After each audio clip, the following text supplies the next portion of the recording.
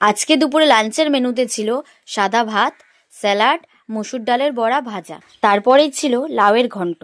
এর পরের আইটেম হচ্ছে মসুর ডালের বড়া দিয়ে শোলা কচু, আর এই কচুটা না সবার দেখে লোভ লাগবে। তারপর ছিল আম দিয়ে টক ডাল। এরপর ছিল রুই মাছের কালিয়া। বাঙালি মাছ তো থাকবেই, এটা জানা কথা। রোজ রোজ তো একই স্টাইলে মাছ খাই, তার জন্য মা একটু আলাদাভাবে রান্না করেছে। খেতে কিন্তু বেশ দারুণ হয়েছিল। সবশেষে এবার আসি খাওয়ার দিকে। যাই হোক, এবার আমি কথা কম বলে খাওয়াটা শুরু করেছি লাউয়ের ঘন্ট আর মসুর ডালের বড়া ভাজা দিয়ে। খুব সুন্দর হয়েছিল খাবারটা। এরপর তোমাদের সাথে যেটা শেয়ার করব সেটা দেখে তোমাদের জিভে জল আসবেই আসবে। সেটা হচ্ছে শোলা কচু মসুর ডালের বড়া দিয়ে। আমার মতন অনেকেই আছে যারা গাঁটি কচু, শোলা কচু, মান কচু এই সমস্ত কচুই খেতে ভালোবাসো। এরপর হয়েছিল আমার প্রিয় টক ডাল আম দিয়ে। যদিও বা এখন আমটা খুব একটা দেখা যাচ্ছে না, আর দুদিন পর থেকে আমটা খুব ভালোভাবে উঠবে। না না, এখানে কিন্তু শেষ না। ডাল দিয়ে কিন্তু আমি সব খেয়ে নেবো না। এরপরেও কিন্তু রয়েছে মাছ।